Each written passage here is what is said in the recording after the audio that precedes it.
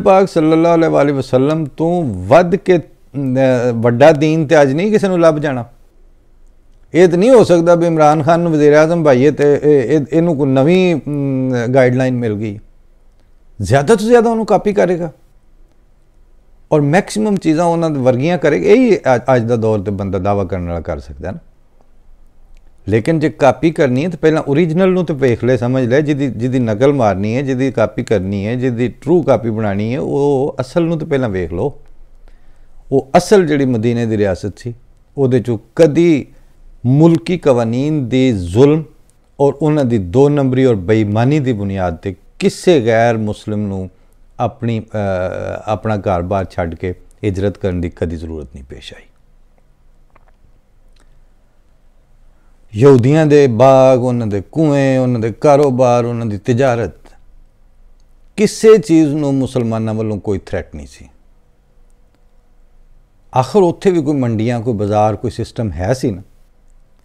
मदीने दी रियासत दे विच ये जरूरत ही कोई नहीं सी कर सकता कि उत्थे कोई लिख के लाए कि किसी यहूदी या फलाने दा या ईसाई दा या मुशरक दा दाखला मना है या हज़रत उस्मान ने अपना सामान खरीद लिया, लेकिन ये सिर्फ मुसलमाना जोगा। कुछ बुनियादी चीज़ां सन जिन्हां मिल के मदीने की रियासत बनती। फिर अज एक किसी ने मैनू भेजा, वो उत्थे कोई सांगले तो मैनू तो किसी दोस्त ने भेजा, लेकिन वलालम उत्थे किहड़े इलाके चो लगी है जी वो मसीत दे। उन्होंने आख्या जी वो नमाज ते इनामी किसी को मामा दिता जा रहा, किसी को टोपी, किसी को कुछ, तो जिहड़ा 30 दिन नमाज ते आवेगा उन्होंने इनाम जिहड़ा वो साइकिल देंगे जी, बंपर प्राइज़। लेकिन जहालत की हुण ये सतह हो चुकी है कि उन्होंने किसी उस इलाके चों, उस जगह तो पब्लिक ने नहीं आख्या खुदा दो बंदे नमाज का इनाम तो खुदा ताला की ज़ात है, अल्लाह ताला की रज़ा हुंदी है। आ जिहड़ा बंपर प्राइज़ तुसीं साइकिल लई फिरदे हो, इहदे नाल तुसीं नमाज दा बेड़ा गर्क कराना साडी दा। ओही गल है कि तुहाडा हुण साईं खसम ते बचिया कोई नहीं, हुण हत्थ ही पाने सन। अच्छा, वो जिहड़े काम यानी मदीने की रियासत के कुछ डोंट्स ने, डू नॉट, वो तुसां कोई नहीं कीते, ना तुसीं कर सकते हो। किनू जरूरत है कि उठ के तो गल आखे कि गैर मुस्लिम या अकलीयत या ईसाइयां दे या सिखां दे या हिंदुआं दे इन्हां दे हकूक वास्ते कोई उठ के तो खलो जाए तो आखे एक ही खलोता सी तो उन्होंने तुसां मार छड़िया, उहदा जनाजा पढ़ाने वास्ते मौलवी कोई नहीं सी लभदा सलमान तसीर वास्ते।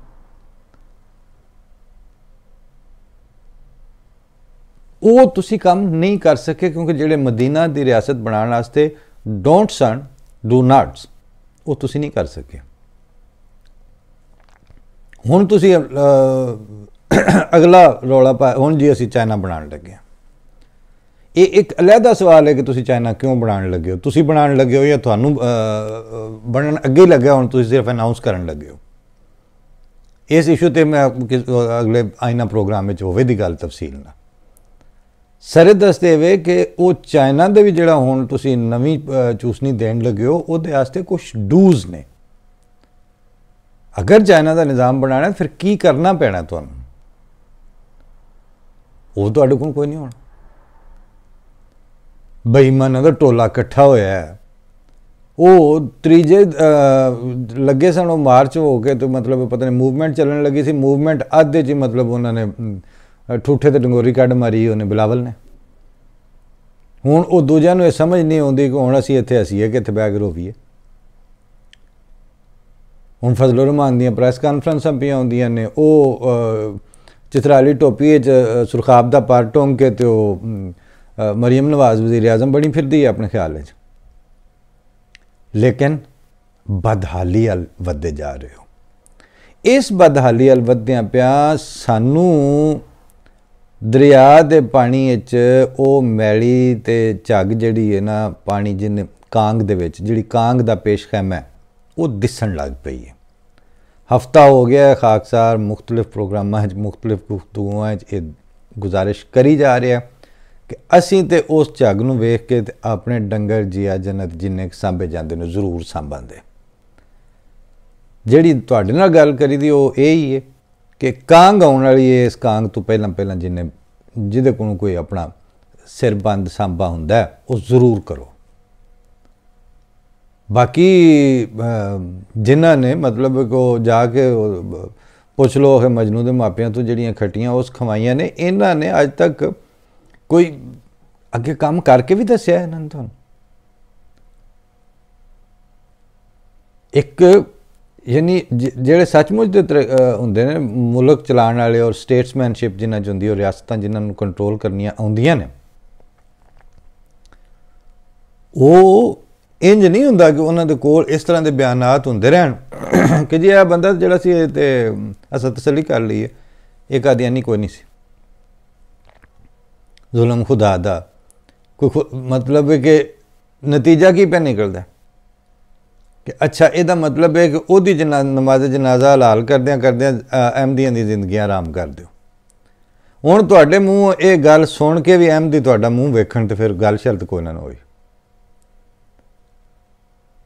इस वास्ते हुण मैं गल समेटना वा क्योंकि गल लंबी हुंदी पई है। अज मैं अर्ज़ की ना कि वो साडे पिछले बारी उन्होंने प्रोग्राम में आना सी तो उन्होंने टैलीफोन आ गया नजमा सिद्दीकी साहिबा दा वाशिंगटन तो चूँकि वो खुल के गल कर भी लेंदे ने, सुन भी लेंदे ने। उन्होंने आख्या जी मैं किसी मजबूरी तो अगे तक आ नहीं सकी। लग मैं जी यह मौजू चल रहा, मौजू चलदे चलदे बार सबीरे तस्करा मैं उन्होंने आख्या मैं मैं ये नहीं समझदा तुसीं मजहब नूं मनण वाले हो, नहीं मनण वाले, तुहाडा की अकीदा है, तुहाडा की सोच है। लेकिन एक गल तो बहरहाल एज ए स्कॉलर पढ़े लिखे इंसान के तौर पर क्या तुसीं ये गल मनदे हो कि तारीख जितनी है मतलब इंज तो नहीं कदी होया कि जेड़े मूसा के मुखालफीन सन उन्हां दे बड़े बड़े स्कॉलर बाद अगलियां सदियां पैदा होए तो उत्थों असां जिहड़ी पढ़ी हिस्टरी उत्थों सानूं पता चलिया कि हज़रत मूसा नाम दे भी एक नबी सन। नहीं नहीं ऐसा तो नहीं हुआ। इंज ही मैं हज़रत ईसा दा कर लो कि पतरस और पेलातुस और इन्हां लोगों की बाद जिहड़े सन या सेंट पाल या इन्हां लोगों की वजह तो असीं जान सके कि रोमन एम्पायर की कर रही सी या जिहड़े जिस दरबार पेश करके तो उन्होंने यहूदियों ने उन्होंने परसीक्यूशन की कैंपेन चलाई वो कौन सन की सिलसिला सी, ये सारी तारीख तो हज़रत ईसा के फॉलोअर्स के जरिए पता चली ना। अगली गल जी खुदा हुंदा या नहीं हुंदा, रसूलां दा निज़ाम तुहाडे ला मजहब लोगों के नज़दीक सच्चा है या झूठा है, इनू अलग रखो। पहला मैनूं ये दसो तारीखी तौर पर ये तो सारे मनते हैं ना कि ऐस नाम दियां शख्सियात माजी च मौजूद सन जिन्होंने तुसीं नबी नहीं मनते लेकिन वो तो अल्लाह ताला दे नबी उन्हां दा दावा भी यही सी कि नबी सन। हाँ जी ये गल यहाँ तक तो ठीक है।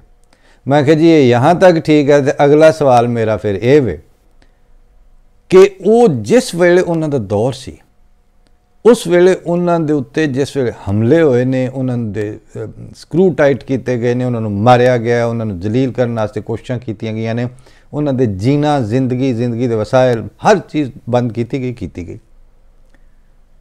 साहिब इख्तियार कौन सन? जिहड़े उन्हां दे मुखालफीन। हुकूमतां किन्हां कोल सन? अंबिया दे मुखालफीन को। अज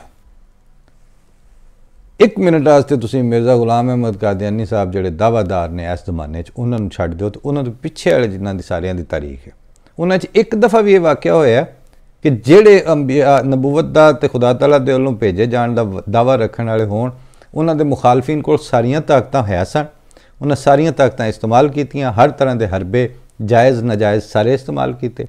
उस दे बाद तारीख ने जिंदा किन्हां नूं रखिया ते मौत किन्हां दे सजाई।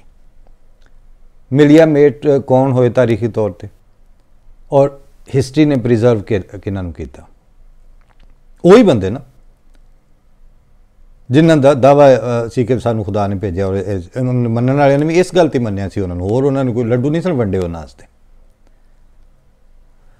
हुण ये अगला सवाल हुण मेरा भी है, तुसीं ते ना मतलब मूँह फाड़ के जिद्दां दिल करे गल कर ले, सानूं भी पुछण दिओ कि इस जमाने च अगर ये सिर्फ चौधरी शुजातां दी ते इन्हां दी नवाज शरीफ की ते जरदारियां दी ते दूजियां त्रीजियां 10-12 की लड़ाई हुंदी, उन्हां जो अद्धे जित जाते अद्धे हार जाते अद्धे कुटींदे अद्धे मरींदे, ये तो दुनिया तो जारी है। बट ट्रंप हार गया तो जो बाइडन आ गया बस। साडे केस च तुसीं एक ऐसे बंदे नूं आउट कीता है, एक ऐसे बंदे नूं तुसीं देश निकाला पे दिंदे हो, एक ऐसे बंदे का इनकार करके ਉਹਦੇ इनकार ਨੂੰ जस्टिफाइड तरीके ਨਾਲ ਉੱਥੋਂ आंदे ਤੁਸੀਂ ਬਾਹਰ ਨਿਕਲ ਜਾਓ, ਤੁਹਾਡੀ ਸਾਨੂੰ ਜ਼ਰੂਰਤ ਨਹੀਂ, ਅਸੀਂ ਆਪ ਕਾਫੀ ਹਾਂ। ਹੁਣ ਉਹਨਾਂ ਤੋਂ ਬਗੈਰ ਜੇ ਇਹ ਸਰਵਾਈਵ ਕਰ ਜਾਣ ਅਹਿਮਦੀਆਂ ਤੋਂ ਔਰ ਉਸ ਦਾਅਵੇਦਾਰ ਦੇ ਮੰਨਣ ਵਾਲਿਆਂ ਤੋਂ ਬਗੈਰ, ਇਹਨਾਂ ਪਿੱਛੇ मतलब कायम रह जाना होवे उन्हां तो, विदाउट दैम, माइनस दैम, तो फिर वो फिर पिछली तारीख जिहड़ी है उहदे ते की करिए? पिछली तारीख ने तो नहीं दस्सिया।